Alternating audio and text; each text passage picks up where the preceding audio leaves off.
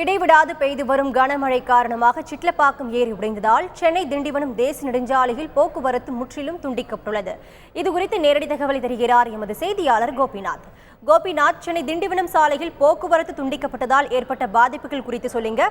வாகனங்கள் வேறு வழியில் திருப்பிவிடப்பட்டிருக்கா? விழுப்புரம் மாவட்டத்தில் பார்த்தீங்கன்னா கடந்த 3 நாட்களாக நல்ல மழை பெய்தது. மாவட்டம் முழுவதும் இது வரைக்கும் 7 பேர் உயிரிழந்திருக்காங்க. தொடர்ந்து மாவட்டத்தில் மழை பெய்ததால தாழ்வான பகுதியில் தண்ணி தேங்கி இருக்கு. இதுல பாத்தீங்கன்னா ஏற்கனவே பெய்த மழையில ஏராளமான ஏரிகள் நிரம்பி விழுந்த நிலையில குறிப்பா மாவட்டத்துல 5 இடங்கள்ல முற்றிலுமா தண்ணீர் அதிக அளவு தண்ணி போய் வெளியேறி கொண்டிருக்குது. இதுல முக்கியமான ஏரி பாத்தீங்கன்னா திண்டிவனம் பக்கத்துல இருக்கிற ஓங்கூர் ஏரி.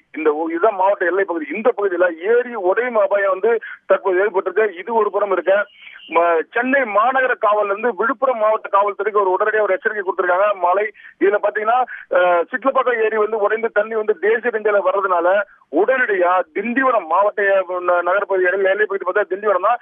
இந்த பகுதியில சென்னைக்கு ஒரு வாகனங்களை தடுத்து நிறுத்தி மாற்றுப்பாதையில திருப்பி எச்சரிக்கை கொடுத்தாங்க. இதனிடையே பாத்தீங்கன்னா விழுப்புரம் மாவட்ட காவல்துறை திண்டிவனம் பகுதியில வர்ற தென் மாவட்டங்களில் வர அனைத்து வாகனங்களையும் திண்டிவனம் பகுதியில் நிறுத்தி இங்கிருந்து வந்தவாசி மற்றும் காஞ்சிபுரம் வழியா பாத்தீங்கன்னா ஸ்ரீபெரும்புத்தூர் வழியா மட்டும்தான் சென்னைக்கு வர முடியும். இந்த பாதையில தற்போது வாகனங்களை திருப்பிட்டு இருக்காங்க. இதே போல பாத்தீங்கன்னா தென் மாவட்டங்கள் பார்த்தா திருச்சியிலிருந்து வர்ற அனைத்து வாகனங்களும் இதே போல முக்கியமான விஷயம் பாத்தீங்கன்னா கனரக வாகனங்கள் அனைத்துமே முற்றிலுமா இந்த மாவட்டத்தில் தடை செய்யப்பட்டிருக்கு.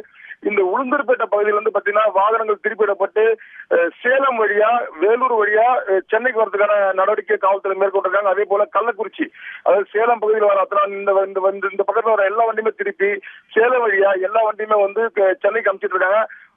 இந்த ஒரு போக்குவரத்து துண்டிப்பு பாத்தீங்கன்னா பெரிய ஒரு பாதிப்பு ஏற்படுத்திருக்கு. போக்குவரத்துல இந்த வாகன ஓட்டிகள் கடுமையான சிரமத்துக்கு ஆளாயிருக்க. மாவட்டம் முழுவதும் தொடர்ந்து பலத்த மழை பெய்துட்டு இருக்கு. மாவட்ட காவல்துறை முன்னெச்சரிக்கை நடக்க பாத்தீங்கன்னா இந்த போக்குவரத்துகளை திருப்பி விட்டு இருக்கதா நம்ம நமக்கு மாவட்ட காவல்துறை நரேந்திர தகவல் தெரிவிச்சிருக்காரு.